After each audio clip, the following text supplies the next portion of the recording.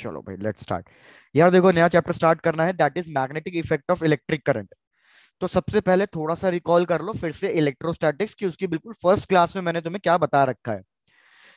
यार मेरे को बताओ, अगर कोई भी चार्ज हमारा रेस्ट पे है या मूवमेंट कर रहा है या एक्सेलरेटेड मोशन में है, तो वो क्या क्या फिनोमिनन प्रोड्यूस कर सकता है, चार्ज के बारे में बताओ। रेस्ट में electric field.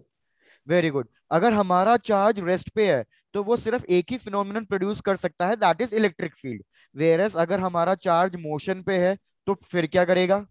Magnetic field and electric field दोनों। फिर वो इलेक्ट्रिक फील्ड के साथ साथ कुछ ना कुछ मैग्नेटिक फील्ड भी बनाएगा।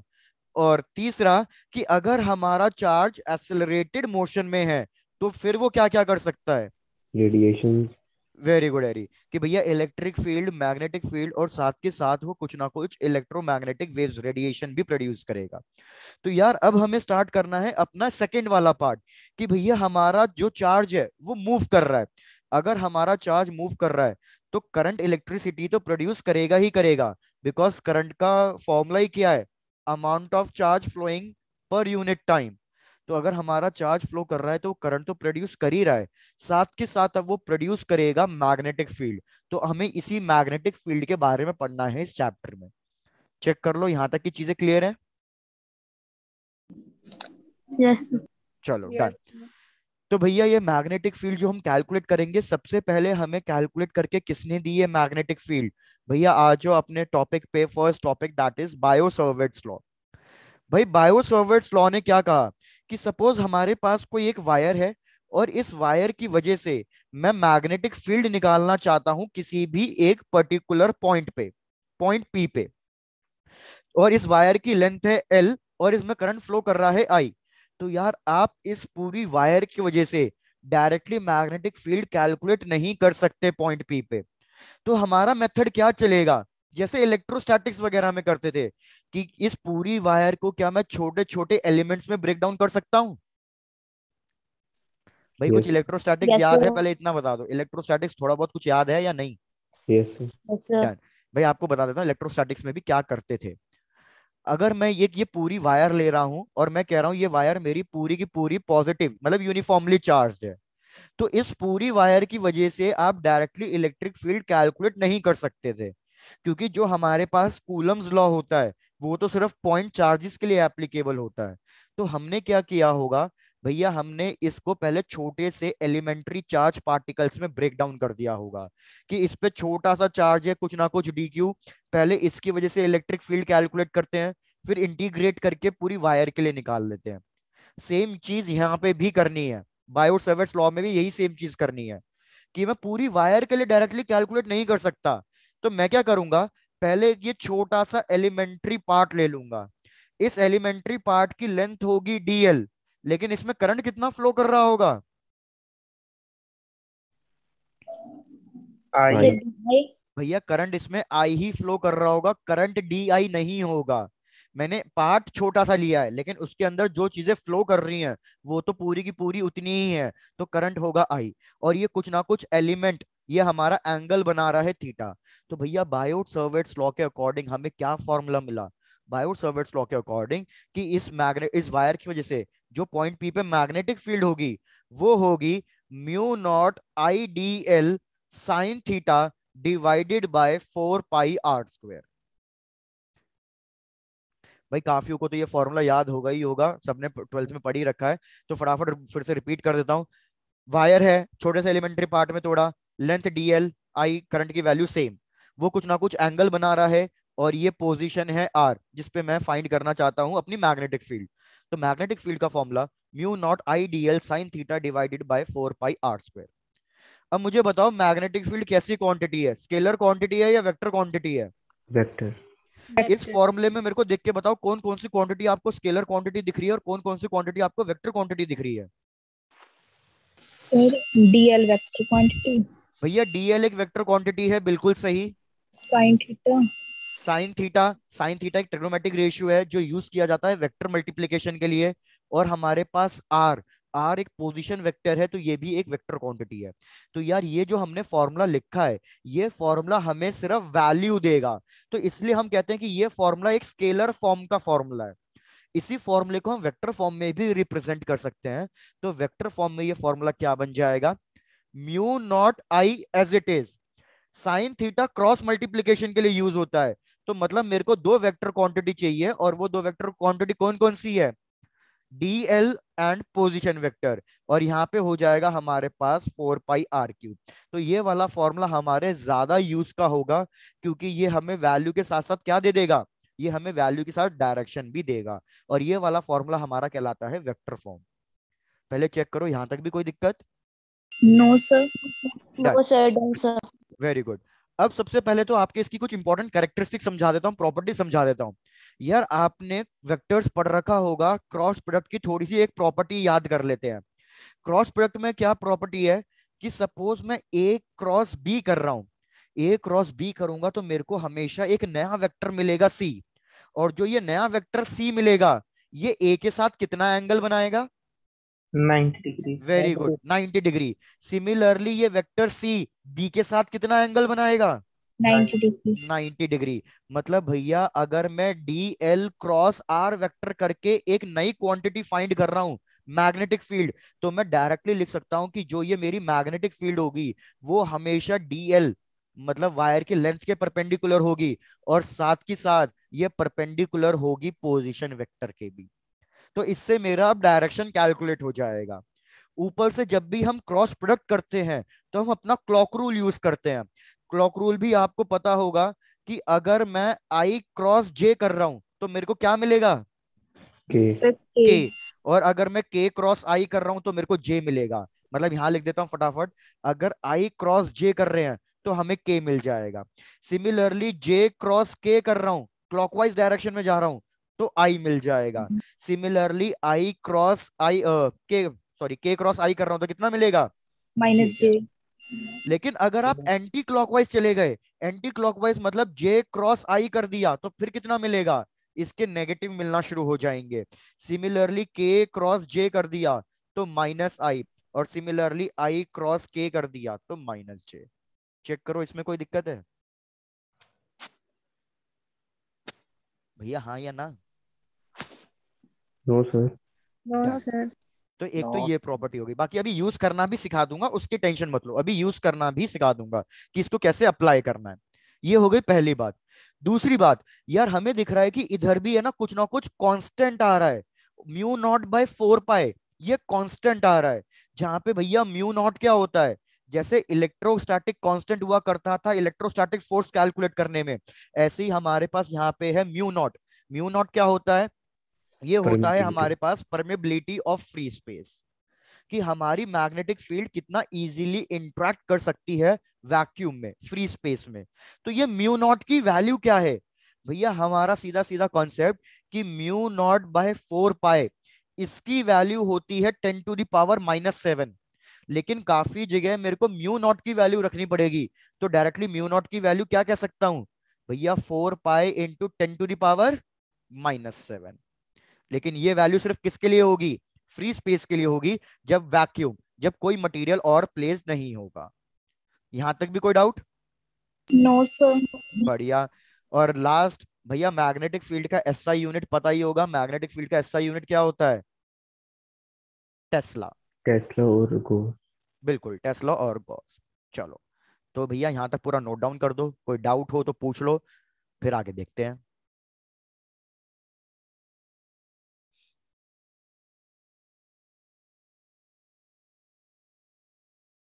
Say next slide. Next slide, ये लो।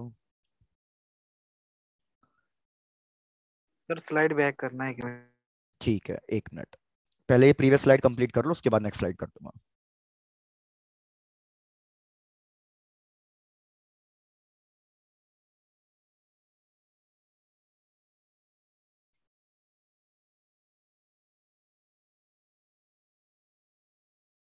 Done, sir. डन। चलो, ये भी नोट डाउन कर लो। फिर पहले एक हल्का सा कॉन्सेप्ट क्वेश्चन टाइप देख लेते हैं, क्वेश्चन कॉन्सेप्ट क्लियर कर लेते हैं, फिर आगे बढ़ते हैं इसमें।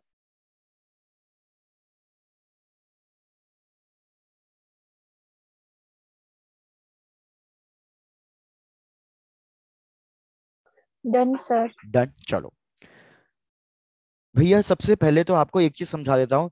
आप सबको पता है कि भैया हमारे पास है total 3 axis, X axis, Y axis और जेड एक्सिस। तो जनरली राइट हैंड साइड वाली को हम क्या ले लेते हैं, X axis, positive X axis. ऊपर वाली को हमने लिया वाई एक्सिस। और सिमिलरली ये जो आउटवर्ड्स डायरेक्शन में आ रही होगी इसको हम लेंगे प्लस जेड एक्सिस। और यही चीज अगर मैं अंदर की तरफ बनाऊं तो ये हमारे पास कौन सी एक्सिस हो जाएगी, माइनस जेड एक्सिस। तो अब एक चीज याद रखो यार, अगर मैं क्या कर रहा हूं, अगर मैं कभी भी कोई पूछूं कि कोई एक डायरेक्शन आ रही है जो आपकी तरफ आ रही है, सपोज मेरी कोई एक फिंगर है, फर्स्ट फिंगर, वो आपकी तरफ पॉइंट आउट कर रही है। तो अगर मेरी फिंगर आपकी तरफ पॉइंट आउट कर रही है तो ये माइनस जेड एक्सिस की तरफ जा रही है या प्लस जेड एक्सिस की तरफ जा रही है, ये चीज इमेजिन करके बताओ पहले तो। भाई I think you are confuse, repeat कर देता सर हूँ। Minus Z axis. बिल्कुल। तो मैं आपको एक बार रिपीट कर देता हूँ, हमें आगे जाके पढ़ना पड़ेगा अपना फ्लेमिंग्स लेफ्ट हैंड रूल वगैरह, आपको ये थोड़ा बहुत तो आइडिया ही होगा। मैं कह रहा हूं कि सपोज मेरी एक फिंगर आप लोगों की तरफ पॉइंट आउट कर रही है। तो अगर मेरी कोई फिंगर आप लोगों की तरफ पॉइंट आउट कर रही है तो इस केस में मतलब ये फिंगर मेरी इनटू द स्क्रीन जा रही है। अगर ये वाली फिंगर मेरी इनटू द स्क्रीन जा रही है तो मतलब एक तरीके से ये कौन सी एक्सिस हो गई, ये एक्सिस हो जाएगी माइनस जेड एक्सिस। तो इस चीज का ध्यान देना, जैसे आप लोगों की फिंगर अगर मेरी तरफ पॉइंट आउट कर रही है, स्क्रीन की तरफ पॉइंट आउट कर रही है, तो वो कौन सी एक्सिस हो जाएगी, वो माइनस जेड एक्सिस हो जाएगी। और माइनस जेड एक्सिस को हम कहेंगे इनटू दी प्लेन। और इनटू दी प्लेन को हम किससे डिनोट करेंगे, हम डिनोट करेंगे क्रॉस सिंबल से। सिमिलरली अगर मेरी फिंगर मेरी तरफ ही पॉइंट आउट करने लग जाए तो मतलब अब ये कौन सी एक्सिस हो जाएगी, मेरी तरफ ही पॉइंट आउट कर रही है तो वो हो जाएगी प्लस जेड एक्सिस। और प्लस जेड एक्सिस मतलब मैं क्या कहूंगा, it is acting out of the plane. और आउट ऑफ द प्लेन को हम किससे इंडिकेट करेंगे, हम इंडिकेट करेंगे डॉट सिंबल से। तो जैसे इसी के बेसिस पे एक छोटी सी चीज आपको पूछ रहा हूं कि सपोज ये मैंने एक छोटा सा करंट एलिमेंट ले लिया, ये मेरे पास एक करंट एलिमेंट है आईडीएल। आईडीएल मतलब करंट फ्लो कर रहा है आई और लेंथ है डीएल। मैं बिल्कुल इसके परपेंडिकुलर वाले पॉइंट पे, इस डिस्टेंस आर पे, पॉइंट पी पे मैग्नेटिक फील्ड कैलकुलेट करना चाहता हूं। तो क्या आप अपना वेक्टर वाला फॉर्मूला यूज करके मेरे को ये बता सकते हो कि ये मैग्नेटिक फील्ड की डायरेक्शन क्या आएगी।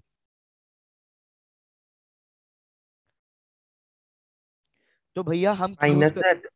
चलो चेक कर लेते हैं, बिल्कुल काव्य। भैया सबसे पहले डीएल की डायरेक्शन बताओ, डीएल को वेक्टर फॉर्म में क्या लिखूं मैं, डीएल की डायरेक्शन क्या है, ये ऊपर की तरफ है, तो क्या लिख सकता हूं मैं। भाई रिपीट कर रहा हूं, मेरे को ऐसा लग रहा है बहुत ही लो रिस्पॉन्स चल रहा है तो समझ में नहीं आ रहा। भैया डीएल की वैल्यू ऊपर की तरफ है, तो ऊपर कौन सी एक्सिस इंडिकेट होती है, वाई ऊपर एक्सिस। हमारी वाई एक्सिस इंडिकेट होती है। और आपको ये तो पता ही होगा ना भैया, एक्स होता है आई कैप, वाई होता है जे कैप, और जेड होता है हमारा के कैप। तो अगर मैं आपसे पूछूं करंट एलिमेंट कौन सी डायरेक्शन में एक्ट हो रहा है, तो आप लिखोगे भैया करंट एलिमेंट वाई डायरेक्शन में, मतलब जे कैप में एक्ट हो रहा है। सिमिलरली पोजीशन वेक्टर की बात करो, पोजीशन वेक्टर कौन सी डायरेक्शन में इंडिकेट हो रहा है, x axis. X axis, positive X axis. तो यहां पे लिखूंगा आई। अब मुझे पता है कि भैया मैग्नेटिक फील्ड होता है D L cross I, D L cross R का मतलब हो गया जे क्रॉस आई। तो बताओ जे क्रॉस आई, क्या मैं क्लॉकवाइज चला या एंटी क्लॉकवाइज चला, एंटी क्लॉकवाइज। एंटी क्लॉकवाइज चला, तो माइनस इधर के आंसर आएगा माइनस के कैप। तो माइनस के कैप का मतलब इनटू द प्लेन या out of the plane, into the plane, और इनटू हो द जाएगा प्लेन। Minus Z axis. क्या सबको यहां तक वाली बात समझ में आई। Yes, sir. डन। अब यार देखो कुछ क्वेश्चन तो मेरे इस वेक्टर फॉर्मूले से बहुत इजीली सॉल्व हो जाएंगे, लेकिन कुछ क्वेश्चन में आपको इतना ज्यादा दिमाग लगाना ही नहीं है। क्यों दिमाग नहीं लगाना, क्योंकि हमारे पास वेक्टर प्रोडक्ट सॉल्व करने का एक और तरीका है जिसे हम कहते हैं कॉक्स स्क्रू रूल या राइट हैंड थंब रूल। तो देखो अब आप इसमें अप्लाई करोगे अपना right hand thumb rule. Right hand thumb rule कैसे अप्लाई करोगे, भैया आप अपना राइट हैंड यूज करोगे और थंब आपका ओपन होना चाहिए करंट की डायरेक्शन में। तो जैसे इधर मेरा करंट कौन सी डायरेक्शन में फ्लो कर रहा है, इधर अपवर्ड। मेरा करंट फ्लो कर रहा है अपवर्ड्स, तो मेरा जो ये थंब ओपन होगा ये होगा अपवर्ड्स डायरेक्शन में। चेक करो पहले, यहां तक की बात क्लियर है, थंब ओपन हो गया Yes. मेरा अपवर्ड्स डायरेक्शन में। फिर जहां पे आपको मैग्नेटिक फील्ड फाइंड करनी है वहां पॉइंट पे अपनी फिंगर्स को ले जाओ। तो अगर मेरे को पॉइंट पी पे अपनी मैग्नेटिक फील्ड फाइंड करनी है तो पॉइंट पी पे मैं अपनी फिंगर्स को कर्ल करूंगा। तो मेरे को बताओ मेरी फिंगर्स मेरी तरफ पॉइंट आउट कर रही है या आप लोगों की तरफ पॉइंट आउट कर रही है, हमारी तरफ। आपकी तरफ। तो अगर मेरी फिंगर्स दूसरे वाले बंदे की तरफ पॉइंट आउट करे तो ये हो जाएगा into the plane minus Z axis. Directly इस तरीके से कैलकुलेट करोगे। चेक करो यहां तक की बात समझ में आ गई है? Yes, Yes. sir. चलो डन। तो इसी चीज को अब हम अप्लाई करेंगे अपने नेक्स्ट वाले पार्ट में।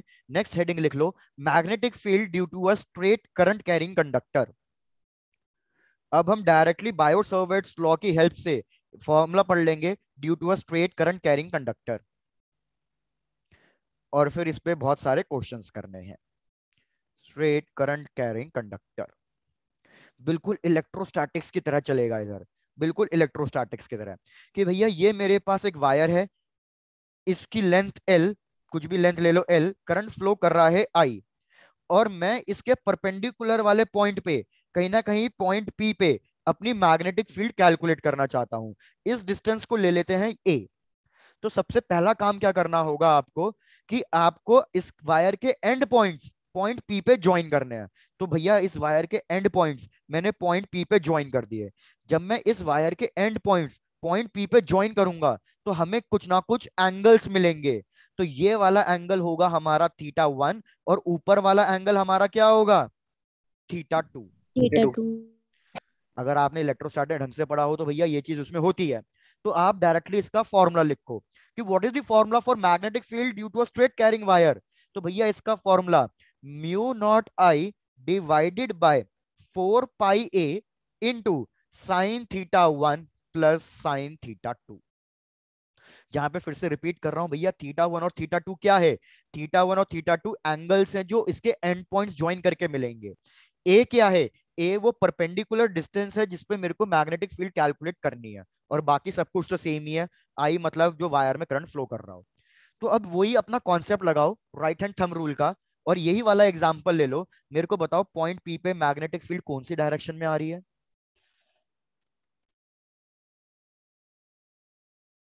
अलग अलग पॉइंट्स ले Into लो, the एक plane. पॉइंट पी ले लो, एक पॉइंट क्यू ले लो, और एक पॉइंट यहाँ पे ले लो, पॉइंट आर। मेरे को जरा इन तीनों पॉइंट्स पे बताओ मैग्नेटिक फील्ड कौन कौन सी डायरेक्शन में आएगी? P पे into the plane. और Q पे आउट जो plane है। Very good. तो यार अगर किसी को डायरेक्शन में डाउट हो तो फिर से देख लो। थंब मैंने ओपन किया करंट की डायरेक्शन में, अपनी फिंगर्स कर्ल कर रहा हूं पॉइंट पी की तरफ, तो मेरी फिंगर्स आप लोगों की तरफ पॉइंट आउट करेगी। तो ये हो जाएगी भैया मेरी इनवर्ट्स मतलब इनटू द प्लेन, इनवर्ट्स मतलब इनटू द प्लेन। सिमिलरली अगर मैं पॉइंट क्यू की तरफ अपनी फिंगर्स घुमा के लेके आऊं, तो पॉइंट क्यू पे जब मैं फिंगर लेके आया तो फिंगर मेरी तरफ भी पॉइंट आउट करने लग गई। तो मेरी तरफ भी पॉइंट आउट करने लग गई तो मतलब ये क्या हो जाएगी, आउटवर्ड्स। Outward. लेकिन अब पॉइंट आर के लिए बताओ, पॉइंट आर के लिए। सर R पे तो क्रॉस प्रोडक्ट ही जीरो होगा। Zero. वेरी गुड, आर पे तो क्रॉस प्रोडक्ट ही जीरो होगा, क्योंकि पॉइंट आर और इस वायर के बीच में अगर मैं एंगल देखूं तो वो 0 डिग्री का एंगल बन रहा है। 0 डिग्री का एंगल मतलब भैया मैग्नेटिक फील्ड जीरो हो जाएगी। तो भाई आपको सीधे सीधे क्या याद रखना है कि हमेशा जो वायर की लाइन पे ही पॉइंट आ रहे होंगे उन पे मैग्नेटिक फील्ड कितनी होगी, उन पे मैग्नेटिक फील्ड हमेशा जीरो होगी। मैग्नेटिक फील्ड हमारी कैलकुलेट होगी हमेशा उसके परपेंडिकुलर वाले पॉइंट पे। क्या यहां तक कोई दिक्कत है समझने में? No, sir. No done. Sir. अब हमें क्या करना है, ये तो हो गया एक जनरल केस कि भैया एक वायर है उसकी कोई ना कोई लेंथ है, ये जनरल केस हो गया। लेकिन हमें इसके स्पेशल केसेस के फॉर्मूले ज्यादा इंपॉर्टेंट है जो याद रखने हैं। क्या स्पेशल केसेस है? सबसे पहला स्पेशल केस बिल्कुल वही इलेक्ट्रोस्टैटिक्स की तरह है कि भैया मेरे पास एक इनफानाइट वायर है। अगर मेरे पास एक इनफानाइट वायर है तो उसका कोई एंड पॉइंट नहीं है। तो इस केस में इमेजिन करके बताओ कि भैया मेरे θ1 और θ2 की वैल्यू क्या हो जाएगी? 90 degree. Very good.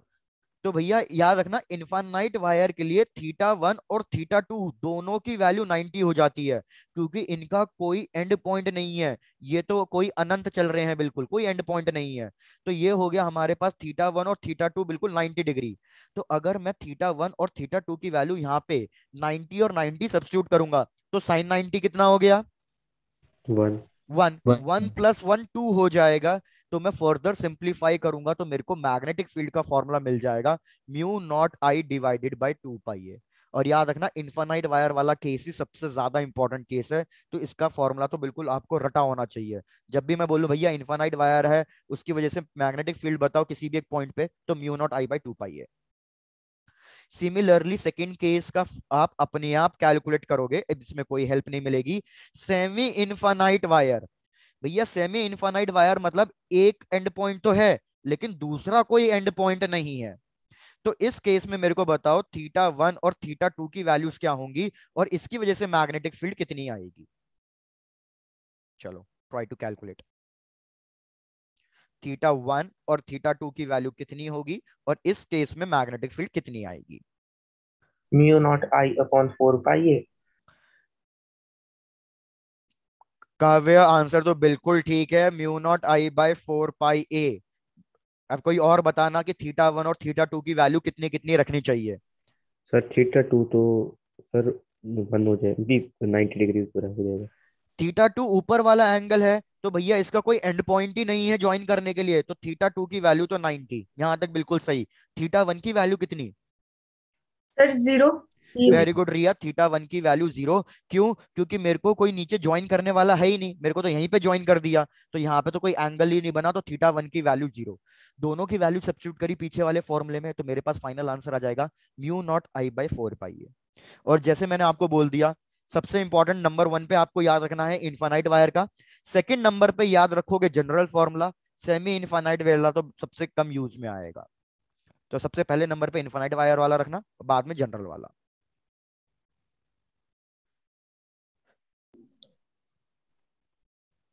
Done sir. Done. तो अगर भैया यहाँ तक कहानी क्लियर है तो अब कुछ इंपॉर्टेंट इंपॉर्टेंट क्वेश्चंस पे आ जाते हैं जो पहले स्ट्रेट वायर पे आते हैं। चलो बढ़ यस चले क्वेश्चंस पे। Yes sir. चलो यस सर। बढ़िया, तो सबसे पहला क्वेश्चन। सर स्लाइड बैक करना 1 मिनट। हाँ ये लो अमित।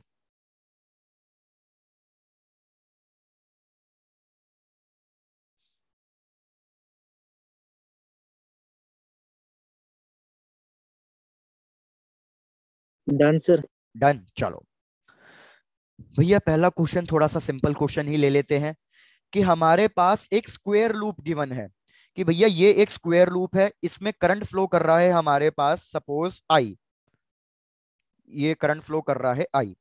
इस स्क्वायर लूप की लेंथ गिवन है, इसकी हर एक साइड कितनी है 2a है, 2a हमारे पास साइड गिवन है।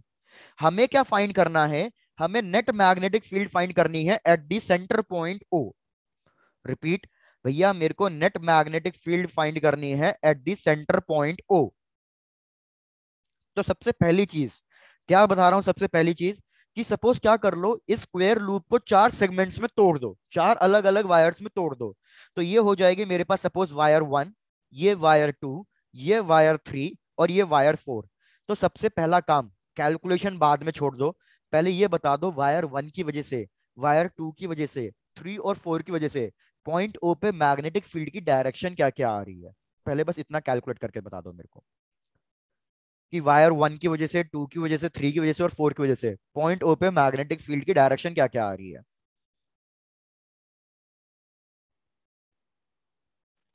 सर 1 की वजह से अंदर को। वेरी गुड, एरी 1 की वजह से इनवर्ड्स आ रही है। सबकी वजह से इनवर्ड्स आ रही है। अरे भाई वेरी गुड, सब लोग जरा चेक करो, कोई जल्दबाजी नहीं है, आराम से चेक कर लेना। भैया वायर 1 की वजह से, 2 की वजह से, 3 की वजह से और 4 की वजह से, सबकी वजह से जो मैग्नेटिक फील्ड आ रही है पॉइंट ओ पे वो इनवर्ड्स आ रही है। भैया मैग्नेटिक फील्ड वेक्टर क्वांटिटी है, तो मेरे को इतना पता है कि जब सबकी डायरेक्शन सेम आ रही है तो ये सारी की सारी मैग्नेटिक फील्ड क्या हो जाएंगी, ये सारी की सारी मैग्नेटिक फील्ड एड अप हो जाएंगी। ऊपर से भैया ये एक स्क्वायर की लेंथ है, तो जितनी भी मैग्नेटिक फील्ड होंगी, वायर 1 की वजह से हो चाहे 2 की वजह से हो चाहे 3 की वजह से हो, सबकी मैग्नेटिक फील्ड की वैल्यू भी सेम आएगी। तो क्या बस मैं डायरेक्टली इतना कह सकता हूं कि किसी एक वायर की वजह से निकाल लेता हूं और उसका 4 टाइम्स कर देता हूं। Yes yes. सर। तो बस आपको करना यही है, अब काम आपका है कैलकुलेट करना।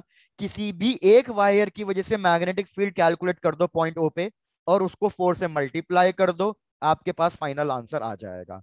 और डायरेक्शन हमें पता चली गई है, सबकी डायरेक्शन सेम आ रही है, दैट इज इनवर्ड्स। चलो अब कैलकुलेट करना आपका काम, आपको सिर्फ कैलकुलेट करनी है B1 की वैल्यू। सर हाँ बोलो। Sir answer mu naught into root 2 upon pi A. क्या बात है भैया, बहुत स्पीडी में, बिल्कुल सही, वेरी गुड। भाई आरजू जिंटा तुम्हारी ये पहली क्लास है? आज पहली नो बार क्लास में दिख रहे हो? नो सर, वो फिर मेरा। नाम चेंज है?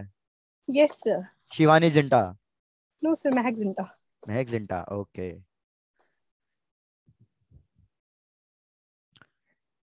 और अमन चौहान, बड़ी बाइकों पे घूम रहे हो?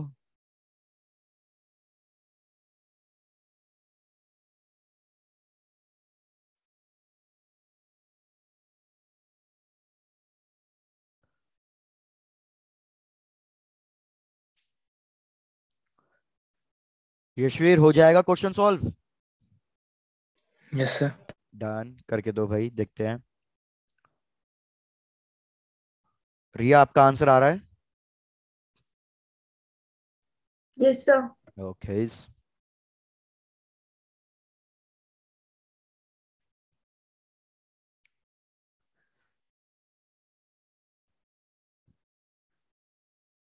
अरे क्या बात है प्रकुल, टॉपिक से मुद्दे से भटक के कुछ अलग ही काम कर रहे हो तुम।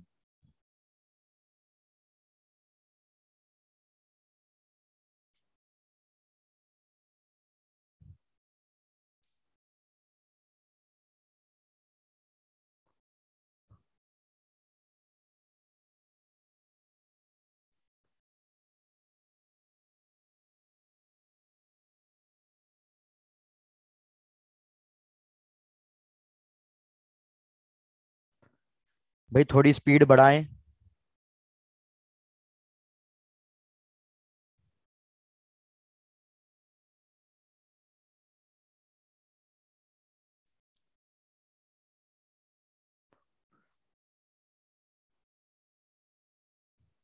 चलो, तो लेट्स डिस्कस।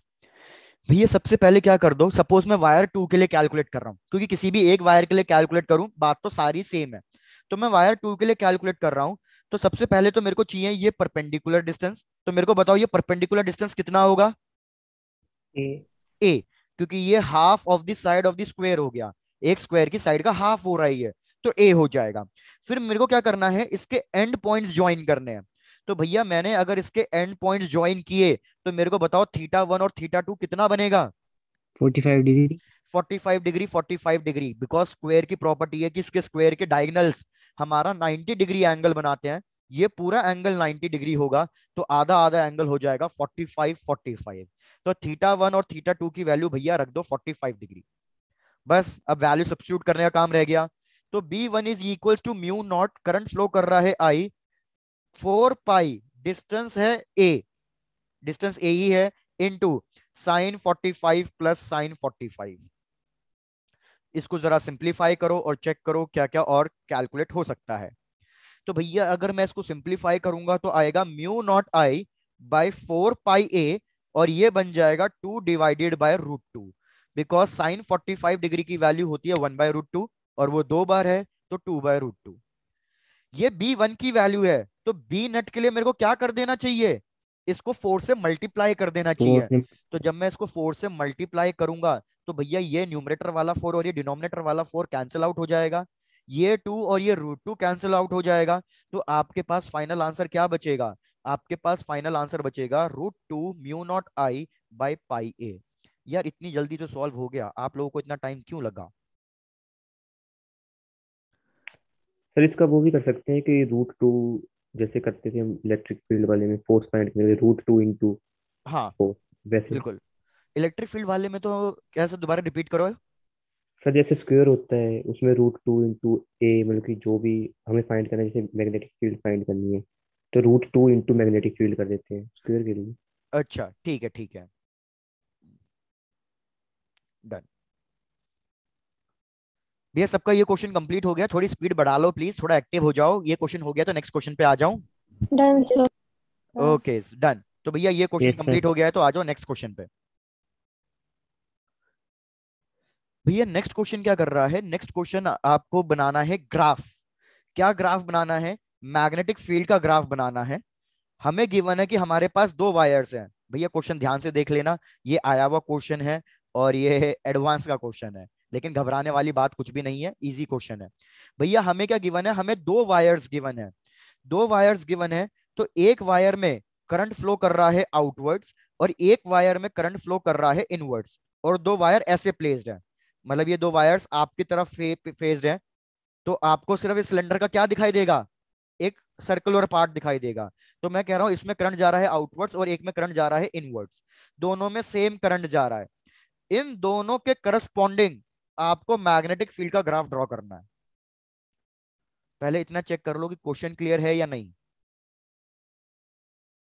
Yes sir. फिर से बताओगे? बिल्कुल निकिता, फिर से बताएंगे। ऐसा करते हैं, पहले आपको इस क्वेश्चन से पहले एक चीज समझा देता हूं, फिर इस क्वेश्चन पे वापस आ जाएंगे, इसको भूल जाओ पहले। सपोज मैं क्या कह रहा हूं कि मेरे पास ये दो वायर्स हैं जिनको मैंने पैरेलली रखा है, मतलब एक वायर ऐसे है आपकी बार और एक वायर ऐसे है, इन दो वायर्स को मैंने पैरेलल रखा है। मैं कह रहा हूं इसमें भी करंट सेम फ्लो करा दो, सपोज आई, और इसमें भी सेम करंट फ्लो करा दो आई, लेकिन अपोजिट डायरेक्शन में फ्लो करा दो। ठीक। अब मैं क्या कर रहा हूं, मैं तीन चार अलग अलग पॉइंट्स ले रहा हूं। सपोज एक पॉइंट लिया यहां पे P, एक पॉइंट लिया यहां पे Q, और एक पॉइंट लिया यहां पे R। सबका डिस्टेंस सेम मान लो कि भैया सबका डिस्टेंस सेम है, जो भी ये डिस्टेंसेस है सबके डिस्टेंस सेम मान लो। तो अगर मैं आपसे पूछूं कि भैया सिर्फ मेरे को इतना कैलकुलेट करके बता दो कि पॉइंट P पे, Q पे और R पे नेट मैग्नेटिक फील्ड की डायरेक्शन क्या आएगी, सिर्फ इतना चेक करके बता दो, तो चलो लगो काम पे। मेरे को पॉइंट P पे नेट मैग्नेटिक फील्ड की डायरेक्शन बताओ, पॉइंट Q पे और पॉइंट R पे। सर आई की वजह से जो अपवर्ड कर रहा है वायर वन की वजह से वायर टू की। नहीं अरे, मैंने कहा net magnetic field, net magnetic field मतलब आपको दोनों वायर को कंसीडर करना है, वायर वन को भी वायर टू को भी। तो पहले सपोज पॉइंट पी पे कैलकुलेट करना चाहते हो, तो पहले वायर वन की वजह से पॉइंट पी पे डायरेक्शन कैलकुलेट करो, फिर वायर टू की वजह से पॉइंट पी पे कैलकुलेट करो। चेक करो कौन सी मैग्नेटिक फील्ड छोटी होगी कौन सी बड़ी होगी, जो मैग्नेटिक फील्ड बड़ी होगी नेट डायरेक्शन उसी में आएगी, है ना यार? ये तो क्लियर है ना? Yes sir. यस। तो एक बार ट्राई कर लो, नहीं समझ में आएगा तो फिर तो मैं तो हुई ना भैया समझाऊंगा, ऐसी क्या बात है, पहले ट्राई तो करके देखो खुद से। या कहो तो एक पॉइंट का समझा देता हूँ, बाकी दो पॉइंट से कैलकुलेट कर दोगे फटाफट। यस। चलो सर ऐसा कर लेते हैं सर भैया, इतना भी पी के कॉम्प्लिकेटेड। ऊपर की तरफ, मतलब out of the plane P पे। चलो देख लेते हैं। सबसे पहले मैं पॉइंट पी की बात करता हूं फर्स्ट वायर की वजह से। तो भैया फर्स्ट वायर की वजह से अगर मैं पॉइंट पी पे मैग्नेटिक फील्ड निकालूं, सब अपना आंसर बताओ कितना आएगा फर्स्ट वायर की वजह से? Sir out of the plane. Very good, ये आएगा भैया outwards, out of the plane. Whereas second wire की वजह से करंट नीचे, सेकेंड वायर की वजह से अगर पॉइंट पी पे कैलकुलेट करूंगा तो आएगी इनवर्ड्स। इनवर्ड। भैया दो डायरेक्शन अपोजिट आ रही हैं, तो अगर मैं नेट मैग्नेटिक फील्ड निकालना चाहता हूं पॉइंट पी पे, तो मतलब इन दोनों को सब्ट्रैक्ट करना है, सॉरी, इन दोनों को सब्ट्रैक्ट करना है। अगर इन दोनों को सब्ट्रैक्ट करना है तो P1 माइनस P2 लिखूं या P2 माइनस P1, मतलब कौन सी मैग्नेटिक फील्ड बड़ी होगी? भैया सर हमें पी पता वन। है magnetic field is inversely proportional to distance. कैसे पता चला? भैया फॉर्मूले में साफ दिख तो रहा है, मैग्नेटिक फील्ड और डिस्टेंस कैसे आ रहे हैं, इनवर्सली इनवर्ड। प्रोपोर्शनल आ रहे हैं। तो जिसके लिए डिस्टेंस बड़ा होगा उसके लिए मैग्नेटिक फील्ड छोटी होगी। तो डिस्टेंस किसके लिए बड़ा है? आर वायर वन टू के लिए। तो भैया P2 छोटा होगा P1 बड़ा होगा, तो मैंने बिल्कुल सही लिखा है। तो नेट डायरेक्शन किसकी तरफ आएगी, P1 की तरफ या P2 की तरफ? जो बड़ा P1 होता है उसी की तरफ, P1 की तरफ। तो नेट डायरेक्शन क्या लिख दूं मैं? इनवर्ड। चेक करो अब समझ में आ गया कैसे कैलकुलेट करना है? Yes sir. चलो डन। अगर सबको समझ में सर आ गया है, आउटवर्ड्स होगी, चलो पी वन बड़ा है। बिल्कुल कहा एक एक करके डिस्कस करेंगे। सब भैया आप सब लोग मेरे सर को, आपने पर इनवर्ड्स लिख दिया ऊपर। ओह ठीक है ठीक है, मेरी गलती मेरी गलती। अच्छा आप ये कहना चाह रहे थे, मेरे को लगा आप आंसर बता रहे हो, मेरी गलती भैया, भावनाओं को समझ जाओ। भैया पॉइंट क्यू पे बता दो और इसी बात पे पॉइंट आर पे बता दो। सर क्यू पे इनवर्ड्स इनटू द प्लेन। अब काव्या भैया आंसर लिखो मैसेज में, नहीं तो बच्चे हैं ना वही बस कंफ्यूज होके फिर सर वही इनवर्ड। आंसर चेप देते हैं।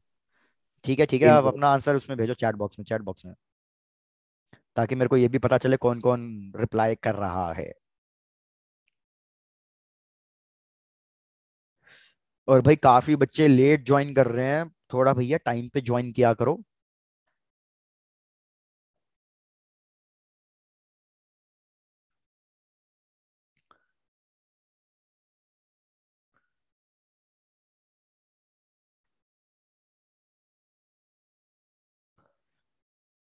कश्यप,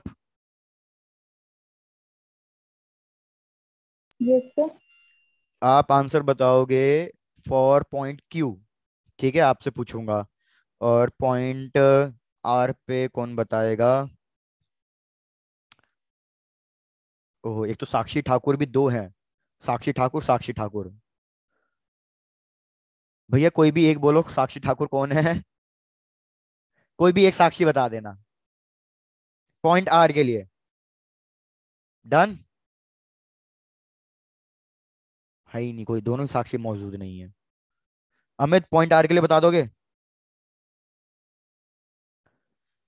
चलो भाई बहुत बढ़िया, काफी हो गया, आंसर्स आ गए हैं। डन। भैया चेक कर लेते हैं फटाफट, पॉइंट क्यू की बात करता हूं। तो भैया Q1 बताओ, Q1 किधर आएगा? Sir inwards. इनवर्ड्स। और Q2 किधर इनवर्स। आएगा? Sir inverse. आउट। इनवर्ड्स। भैया Q1 इनवर्ड्स, Q2 भी इनवर्ड्स, दोनों के लिए इनवर्ड्स इनवर्ड्स ही चल रहा है। तो यहाँ पे फाइनल आंसर भी क्या आएगा? इनवर्ड्स ही आएगा, क्योंकि इधर तो दोनों ऐड हो जाएगी। पॉइंट आर के लिए देख लेते हैं। R1, R1 के लिए आ रहा है इनवर्ड्स। R2 के लिए देखूंगा तो R2 के लिए क्या आ रहा है? R2 के लिए आ रहा है आउटवर्ड्स। लेकिन R2 की वैल्यू बड़ी होगी, तो फाइनल आंसर इधर क्या होगा? आउटवर्ड। आउटवर्ड। चेक करो, अब तो कोई दिक्कत नहीं है इस टाइप के क्वेश्चन में, समझ में आ गया है? सर। यस। यस। चलो भैया बहुत बढ़िया, समझ में आ गया। तो अब यार यही क्वेश्चन तो मैं आपको अभी पहले दे रहा था।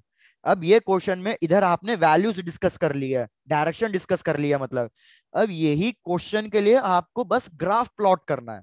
और वायर में अब की बार ऐसे नहीं रख रहा, वायर अब की बार मैं ऐसे रख रहा हूं, टेबल के ऊपर। समझ में आ गई बात? यस। डन। तो भैया मैंने कहा कि सपोज ये वाली लाइन एक टेबल है, इस टेबल के ऊपर मैंने दो वायर्स रखी हैं, और ये दो वायर्स में मैंने आपको करंट बता दिया कि भैया करंट कैसे फ्लो कर रहा है। तो ऐसा कर लो अभी फिलहाल के लिए, अज्यूम कर लो कि इन दोनों की वजह से जो करंट फ्लो कर रहा है वो हमारा सेम डायरेक्शन में फ्लो कर रहा है, आउटवर्ड्स आउटवर्ड्स। चलो ये मान लो कि भैया दोनों में करंट सेम फ्लो कर रहा है और आउटवर्ड्स आउटवर्ड्स फ्लो कर रहा है। अब मैं कह रहा हूं भैया, इन दो वायर्स की वजह से जो मैग्नेटिक फील्ड आएगी, आपको उसका ग्राफ प्लॉट करके देना है। क्या आप समझ में आ गया? यस। डन। यस। आपके लिए एक मदद कर देता हूं, क्या मदद कर देता हूं? आपके लिए मैं ऑप्शन दे देता हूं, वैसे तो मैं देता नहीं हूं, आपको पता ही है, ऑप्शन दे देता हूं। भैया suppose this is wire A, this is wire B. तो ग्राफ, पहला वाला ग्राफ कह रहा है कि भैया हमें कुछ ऐसा मिलेगा। जिसने इलेक्ट्रोस्टैटिक्स पढ़ा होगा, रैंकर्स बैच में ये मैंने क्वेश्चन कराया था इलेक्ट्रिक फील्ड को लेके, तो भैया जिसने इलेक्ट्रोस्टैटिक थोड़ा ठीक ठीक पढ़ लिया होगा वो ये आंसर आराम से बता देंगे।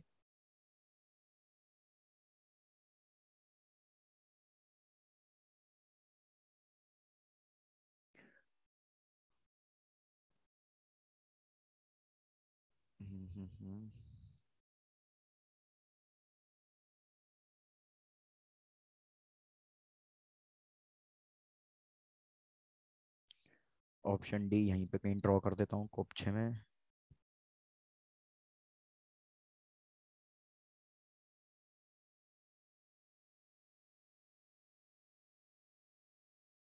चलो ये ऑप्शंस गिवन है, आपको बताना है कौन सा ग्राफ करेक्ट होगा। और मैं पहले ही बोल रहा हूं, पिछला वाला क्वेश्चन और ये वाला क्वेश्चन एग्जैक्टली सेम है। बस इन दोनों, इस क्वेश्चन में करंट की डायरेक्शन सेम गिवन है। तो आप चाहे तो इस तरीके से सॉल्व करके देख लो, बस इसमें करंट की डायरेक्शन सेम कर देना। ये वाला क्वेश्चन और ये वाला क्वेश्चन एग्जैक्टली सेम है, कोई चेंजेस नहीं है।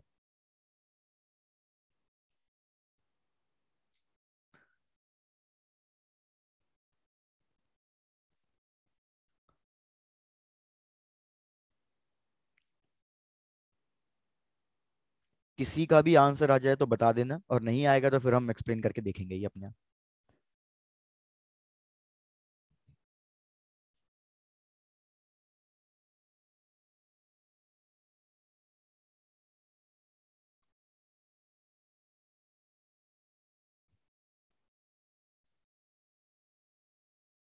ठीक है अजय, देखते हैं। ओके काव्य।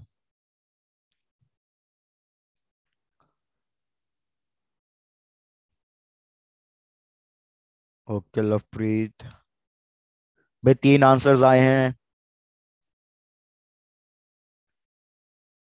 अमित का आ गया।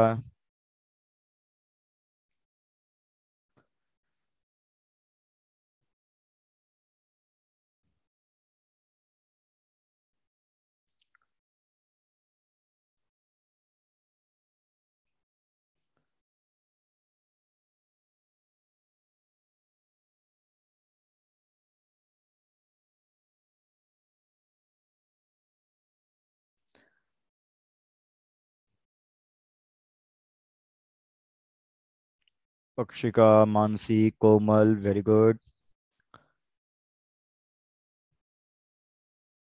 निकिता। भाई हर्ष, हर्षिता, बनीता, हेमंत, सब आंसर दो।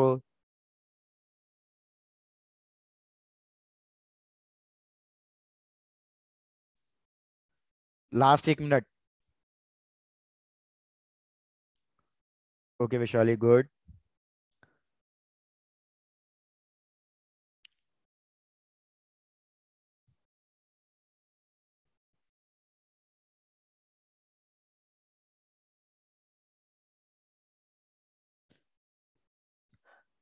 ठीक है काव्य, तुमने आंसर चेंज कर लिया है, डन।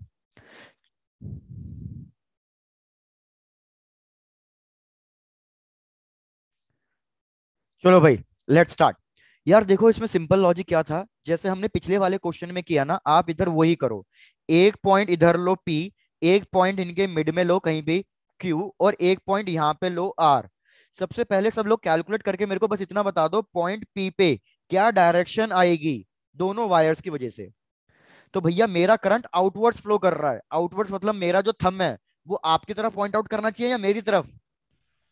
आप मोहम्मद, तुम हमारी। हमारा थंब हमारी तरफ भी पॉइंट आउट करना चाहिए। मैंने बताया था आउटवर्ड्स का मतलब, हमारा थंब हमारी तरफ भी पॉइंट आउट कर रहा है। मैं पॉइंट पी पे फिंगर लेके जा रहा हूं, तो मेरी फिंगर्स कहाँ जा रही है? डाउन। डाउनवर्ड्स जा रही है। तो भैया वायर 1 की वजह से भी डाउनवर्ड्स जाएगी, और वायर 2 की वजह से भी डाउनवर्ड्स जाएगी। इसको वायर 1, इसको वायर 2। तो अगर दोनों की वजह से ही डाउनवर्ड्स जा रही है, तो भैया हम डेफिनेटली पॉइंट पी पे नेट डायरेक्शन कितनी आएगी? डाउनवर्ड्स आएगी। डाउनवर्ड्स को हम पॉजिटिव लेते हैं या नेगेटिव लेते हैं? Sir positive. भैया हैं, डाउनवर्ड्स को? नेगेटिव। भैया डाउनवर्ड्स को हम नेगेटिव लेते हैं, माइनस वाई एक्सिस हो गया। तो सॉरी, भैया माइनस से। आपका जो लेफ्ट हैंड साइड वाला ग्राफ होना चाहिए, वायर 1 के जो आपके लेफ्ट हैंड साइड वाला ग्राफ होना चाहिए, वो नेगेटिव में बनना चाहिए, पॉजिटिव में नहीं बनना चाहिए। तो मेजोरिटी बच्चों ने जो आंसर ए दिया, सबसे पहले तो ये वही गलत हो गया कि भैया पॉजिटिव में ग्राफ नहीं बन सकता, नेगेटिव में ग्राफ बनाना पड़ेगा। पहले बात करो, इतनी चीज क्लियर है या नहीं? Yes sir. Yes sir. Done. अब आ जाओ पॉइंट क्यू पे। तो भैया पॉइंट क्यू पे मैं फर्स्ट वायर की वजह से देख रहा हूं, तो फर्स्ट वायर की वजह से तो आ रही है डाउनवर्ड्स, लेकिन सेकंड वायर की वजह से देख रहा हूं तो कैसी आ रही है? सर इनवर्ड आएगी। इनवर्ड कहाँ आ रही है? अपवर्ड्स आएगी ना। सर रिपीट उल्टी, करना है? उल्टा लिख दिया आपने। क्या उल्टा कहाँ लिखा, सही तो लिखा दोस्त। फर्स्ट वायर की वजह से ऊपर आई और सेकंड की वजह से। यार देखो रिपीट। पॉइंट क्यू मेरे राइट हैंड साइड में है, फर्स्ट वायर के राइट हैंड साइड में है भैया। अच्छा ठीक है, सही कह रहे हो। ठीक है, भावनाओं को समझ जाओ यार कभी कभी तो। अब ठीक हो जाएगा। Yes sir. डन, मेरी गलती, मैंने एक्चुअली करंट वो ले लिया था, मेरी गलती है। भाई मैं रिपीट कर रहा हूँ, सब लोग चेक कर लो, कोई कंफ्यूज मत हो जाना जैसे मैं हो गया था अभी। कि भैया वायर 1 में करंट मेरी तरफ है, मेरे को पॉइंट क्यू की तरफ फिंगर्स लेके आनी है, तो वो ऊपर की तरफ जाएगी। सिमिलरली वायर 2 की वजह से अगर मैं पॉइंट क्यू पे फिंगर लेके आऊंगा, तो वायर 2 के लिए ये लेफ्ट हैंड साइड है, लेके आऊंगा तो नीचे की तरफ आएगा। तो मेरे को बताओ, ये मिड पॉइंट अगर हुआ पॉइंट क्यू, तो ये दोनों मैग्नेटिक फील्ड सेम होगी, तो पॉइंट क्यू पे मैग्नेटिक फील्ड कितनी आएगी? जीरो। 0। अब लास्ट बचा पॉइंट आर, फटाफट पॉइंट आर के लिए नेट मैग्नेटिक फील्ड की डायरेक्शन बताओ, चलो। अपवर्ड। तो भैया पॉइंट आर के लिए अगर आप नेट मैग्नेटिक फील्ड की डायरेक्शन कैलकुलेट करोगे तो दोनों की वजह से अपवर्ड्स आएगी, तो ये अपवर्ड्स हो जाएगा। तो मतलब भैया पॉइंट आर पे ग्राफ ऊपर की तरफ पॉजिटिव में बनना चाहिए। पॉजिटिव में भैया कहाँ कहाँ दिख रहा है आपको, आप ये चेक करो कि पॉजिटिव में कहाँ कहाँ दिख रहा है। भैया पॉजिटिव बी में दिख रहा है, डी में नहीं दिख यस। रहा, और किस में नहीं दिख रहा, सी में। सी में भी नहीं दिख रहा।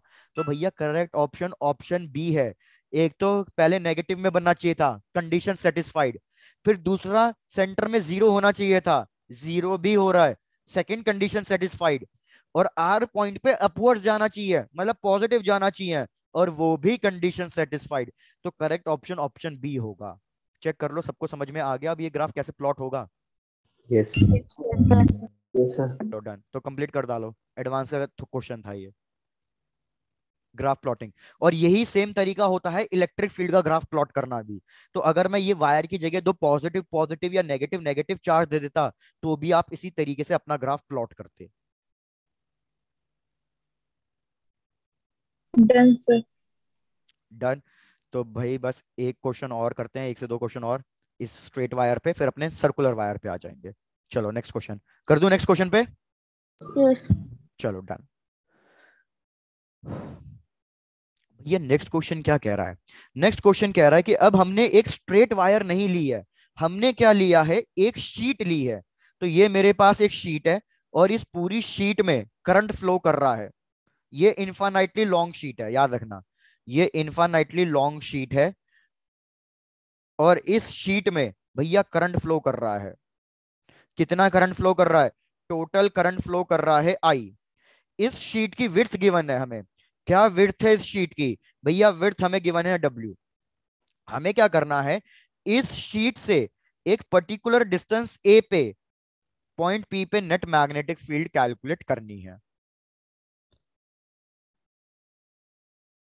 तो मेरे को कैलकुलेट करके बताओ भैया इसको कैसे कैलकुलेट करोगे। पहले इतना चेक कर लो क्वेश्चन तो क्लियर है या क्वेश्चन क्लियर नहीं है। सर पॉइंट और शीट साइड बाय साइड रखे हैं। हाँ बिल्कुल साइड बाय साइड। इस तरीके से अज्यूम कर सकते हो, अज्यूम ये कर लो कि भैया ये मेरा जो सेलफोन है ये शीट है, और इसमें पूरा का पूरा करंट फ्लो कर रहा है आई। और मैं यहाँ पे इसके बिल्कुल साइड बाय साइड पे ही एक पॉइंट रख रहा हूँ, पॉइंट पी, जिसपे मेरे को मैग्नेटिक फील्ड कैलकुलेट करनी है।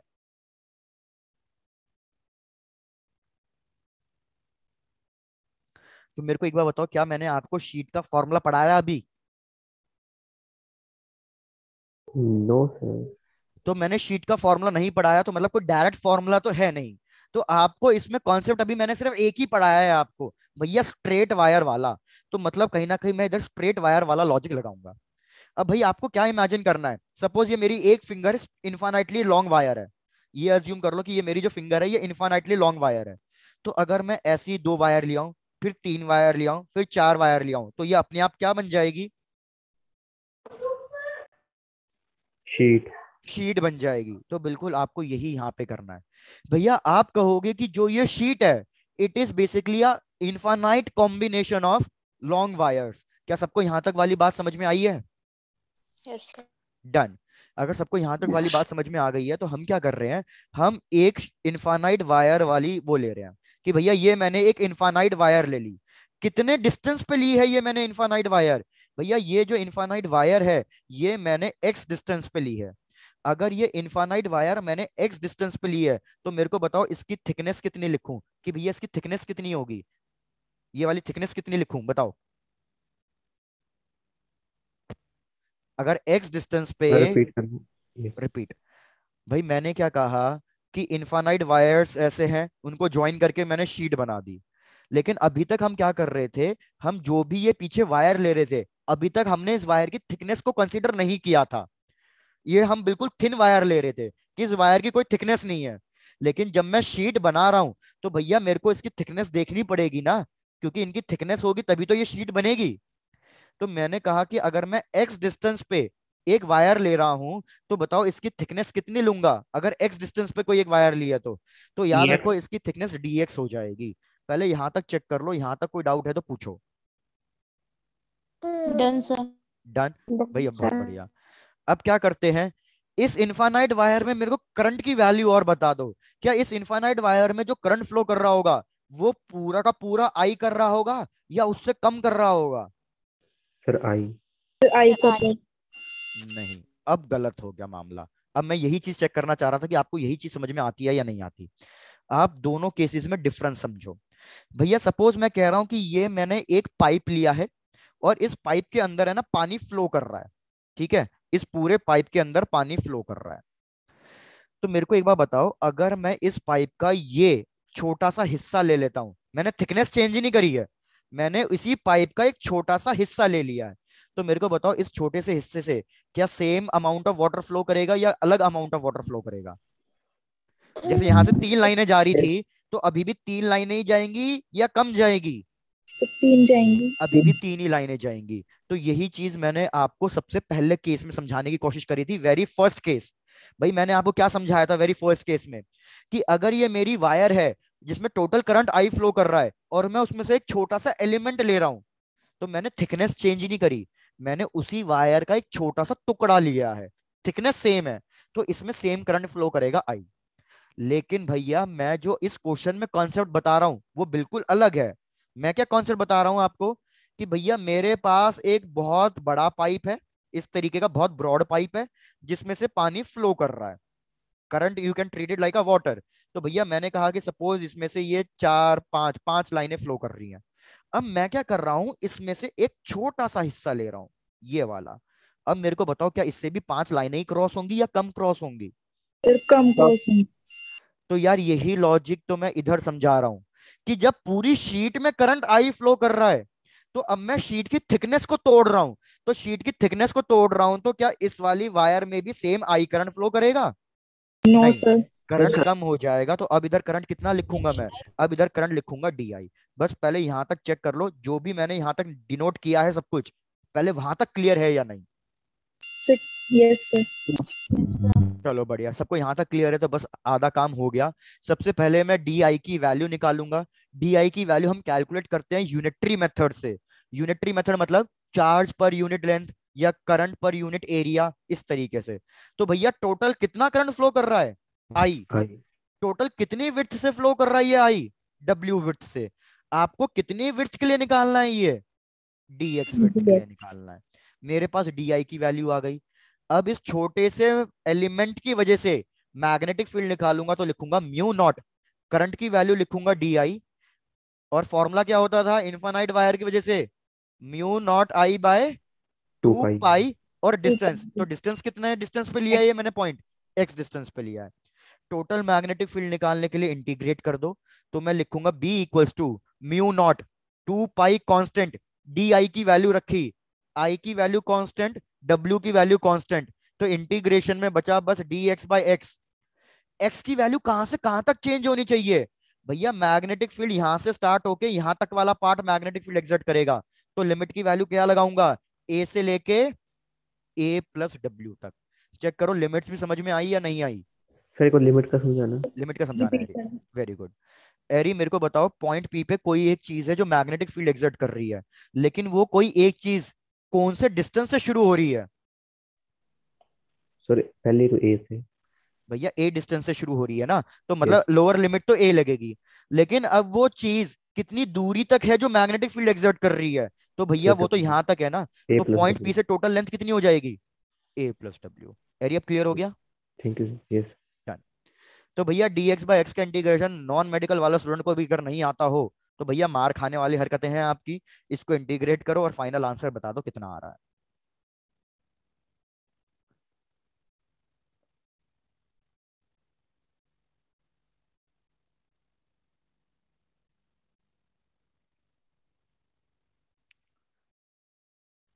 सर सर आंसर आ रहा है mu naught I upon W 2 pi और फिर साथ में L N of A plus W upon A very good whole Kartik, के अपॉन ए। बिल्कुल बिल्कुल सही, बिल्कुल सही।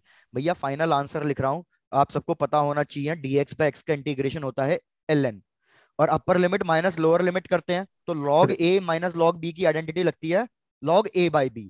तो इसलिए मैं डायरेक्टली सारा आंसर लिख रहा हूं। अगर किसी को इंटरमीडिएट स्टेप्स में बीच के स्टेप में डाउट हो कि सर नहीं समझ में आया, तो मेरे को बता देना, तो मैं आपको बीच के स्टेप भी लिख के दिखा दूंगा।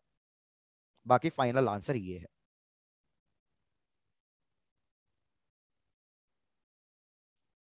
Done sir. Done sir. Done भाई, बहुत बढ़िया।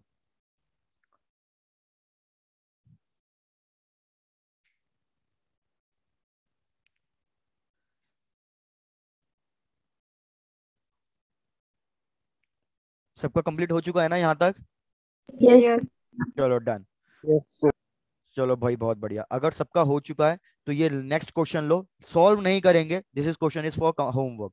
ये होमवर्क के लिए है, क्योंकि हमें फिर अपना नेक्स्ट वाला भी स्टार्ट करना है भैया।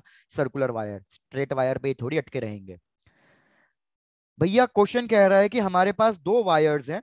सपोज एक ये वायर है, वायर 1, जिसमें करंट फ्लो कर रहा है आउटवर्ड्स, और एक ये वायर है जिसमें करंट फ्लो कर रहा है इनवर्ड्स, वायर 2। ये दोनों वायर इस ओरिजिन पॉइंट से सेम डिस्टेंस पे प्लेस्ड है, दैट इज ए और ए। दोनों वायर में करंट सेम ले लो, करंट सेम फ्लो कर रहा है आई और आई।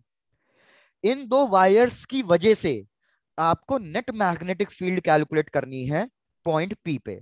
आई रिपीट, इन दोनों वायर की वजह से आपको नेट मैग्नेटिक फील्ड करनी है कैलकुलेट पॉइंट पी पे। और पॉइंट पी का हमें डिस्टेंस गिवन है ओरिजिन से। क्या डिस्टेंस गिवन है? √3a। √3 है, सॉरी मैंने उल्टा लिख दिया, a, √3 होना चाहिए था।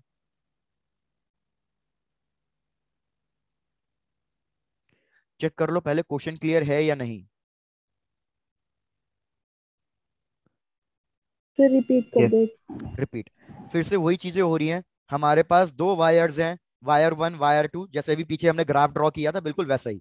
दो वायर्स हैं, टेबल के ऊपर रखी हुई हैं, लेकिन अब करंट की डायरेक्शन अपोजिट है। एक करंट आपकी तरफ है तो एक करंट मेरी तरफ है। दोनों का डिस्टेंस सेम है ओरिजिन से, ए डिस्टेंस। भैया इनके परपेंडिकुलर बाइसेक्टर पे एक पॉइंट है ऊपर कहीं ना कहीं, पॉइंट पी। तो इस पॉइंट पे मेरे को बताना है नेट मैग्नेटिक फील्ड कितनी आएगी इन दोनों वायर की वजह से। वैल्यू कैलकुलेट करके देनी है, डायरेक्शन बतानी है।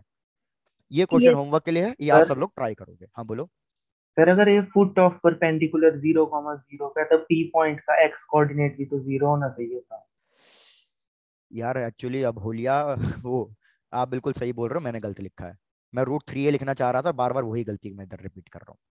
बिल्कुल, थैंक यू काव्य। Okay sir. ओके दोस्त, thank you so much again. चलो भैया आगे बढ़ते हैं अपने नेक्स्ट वाले टॉपिक पे, that is circular wire.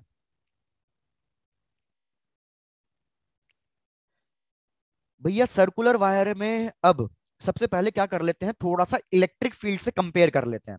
Electric field, भैया हमने इलेक्ट्रिक फील्ड में भी दो केसेस किए होंगे अगर आपको याद हो, कि भैया दो केसेस कौन कौन से होते हैं।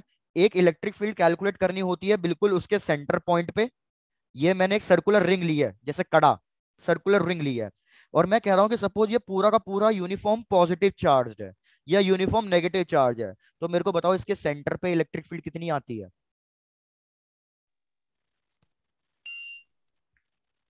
0। Zero very sir. गुड। भैया याद रखना इसके सेंटर पे इलेक्ट्रिक फील्ड 0 आती है। अब इलेक्ट्रिक फील्ड 0 आने का रीजन क्या है? भैया इलेक्ट्रिक फील्ड एक सेंट्रल फोर्स है। सेंट्रल फोर्स का मतलब इलेक्ट्रिक फील्ड हमेशा उसी लाइन के अलोंग लगता है, इसलिए ये सारी मैग्नेटिक ये इलेक्ट्रिक फील्ड कैंसिल आउट हो जाती है। लेकिन मैग्नेटिक फील्ड के साथ ऐसा नहीं है। मैग्नेटिक फील्ड एक सेंट्रल फोर्स नहीं है। मैग्नेटिक फील्ड तो बल्कि हमेशा कौन सी डायरेक्शन में लगती है? परपेंडिकुलर डायरेक्शन में लगती है। अगर मैग्नेटिक फील्ड हमेशा परपेंडिकुलर डायरेक्शन में लगती है तो याद रखना, अगर मैं कह रहा हूं कि इस वायर में कोई ना कोई करंट फ्लो कर रहा है आई, तो सेंटर पॉइंट पे मैग्नेटिक फील्ड 0 नहीं होगी, क्योंकि वो परपेंडिकुलरली लगती है। तो हमारे पास सेंटर पॉइंट पे कोई ना कोई मैग्नेटिक फील्ड आएगी। दूसरी चीज, हम इस रिंग के एक्सियल पॉइंट पे भी मैग्नेटिक फील्ड कैलकुलेट करेंगे। 5 देनी मेरे बिना किसी ने। हाँ, माइक ऑन करके बातें करो खूब।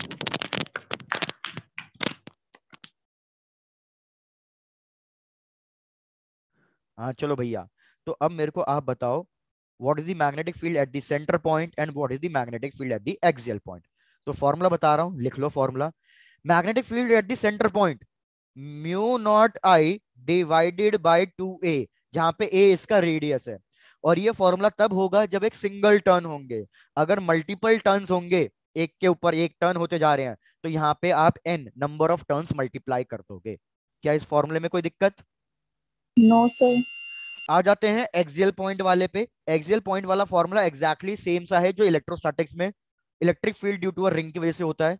भैया formula mu naught I A square, radius का स्क्वायर है ध्यान रखना, divided by 2 of A square plus X square to the whole power 3/2। ये भी एक सिंगल टर्न के लिए है, मल्टीपल टर्न्स होंगे तो n हो जाएगा हमारे पास मल्टीप्लाई। तो अगर आप एक चीज नोटिस करो भैया, अगर मैं पीछे वाले स्ट्रेट वायर के लिए ग्राफ प्लॉट करता, सपोज स्ट्रेट वायर कहाँ है, हमने कहाँ पढ़ना शुरू किया था स्ट्रेट वायर, यहाँ पे। अगर मैं स्ट्रेट वायर की वजह से मैग्नेटिक फील्ड और डिस्टेंस के बीच में ग्राफ प्लॉट करता, तो बताओ कैसा ग्राफ आता हमारे पास। भैया हमें साफ दिख रहा है कि मैग्नेटिक फील्ड इनवर्सली प्रोपोर्शनल है डिस्टेंस के।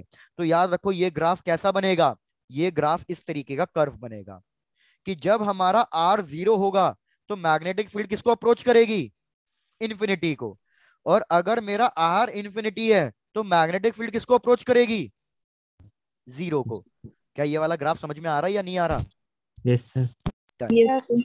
लेकिन अगर मैं आपको एक सर्कुलर वायर की वजह से ग्राफ प्लॉट करने को कहूं, तो इस सर्कुलर वायर की वजह से आप ग्राफ कैसे प्लॉट करोगे, मेरे को ये समझाओ। एक सर्कुलर वायर की वजह से आपको ग्राफ प्लॉट करना है, तो how you will plot this graph.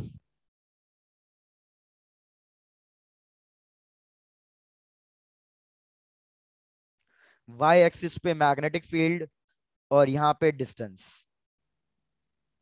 मतलब एक्स एक तरीके का। चलो तो यार अगर आप एक चीज नोटिस करो, ऊपर वाला फॉर्मूला और नीचे वाला फॉर्मूले में से मेरे को बताओ डिनोमिनेटर किस में बड़ा है? ऊपर वाले में। ऊपर वाले में। क्या बात कर रहे हो भैया? फॉर्मूला 1 फॉर्मूला 2 इधर पावर 3/2 आ रही है, तो भैया ये डेफिनेटली इस केस में डिनोमिनेटर बड़ा है। 3x अगर ये डिनोमिनेटर बड़ा है तो बी एक्सियल की वैल्यू कैसी आएगी, बी एक्सियल की छोटी वैल्यू आएगी। छोटी आएगी। छोटी आएगी। इधर डिनोमिनेटर छोटा है तो बी सेंटर की वैल्यू बड़ी आएगी। तो आपको सीधा सीधा याद क्या रखना है कि सेंटर पे मैग्नेटिक फील्ड हमेशा मैक्सिमम होती है। इलेक्ट्रिक फील्ड का उल्टा हो गया यहाँ पे, इलेक्ट्रिक फील्ड के केस में सेंटर पे 0 होती है, लेकिन इधर मैग्नेटिक फील्ड सेंटर पे क्या होगी, मैक्सिमम होगी। तो अगर ये मेरी रिंग का सेंटर पॉइंट है तो याद रखो मेरी मैग्नेटिक फील्ड मैक्सिमम होगी। उसके बाद क्या होगा भैया, जैसे जैसे आप x की वैल्यू बढ़ाओगे तो मेरा डिनोमिनेटर बढ़ेगा। आई रिपीट, जैसे जैसे आप x की वैल्यू बढ़ाओगे मेरा डिनोमिनेटर बढ़ेगा। तो डिनोमिनेटर बढ़ेगा तो मैग्नेटिक फील्ड की वैल्यू पे क्या फर्क पड़ेगा, So डिक्रीज decrease. होगा।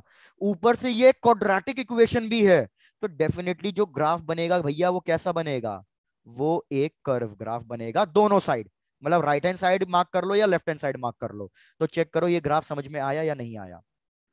यस। Yes, sir. तो याद रखना ये सेंटर पॉइंट के लिए मार्क किया मैंने कि सेंटर पॉइंट पे मैग्नेटिक फील्ड मैक्सिमम होती है और एक्सियल पॉइंट पे मैग्नेटिक फील्ड हमारी इनवर्स चली जाती है, डिक्रीज होने लग जाती है।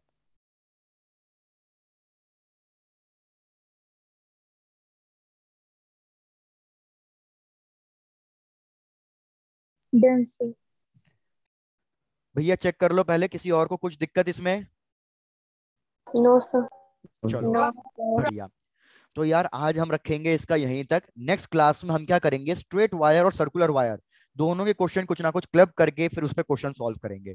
और याद रखना मैंने एक क्वेश्चन आपको होमवर्क में दिया है, वो नेक्स्ट क्लास तक सॉल्व हो जाना चाहिए, उसको हम करेंगे डिस्कस। Yes, sir. चलो।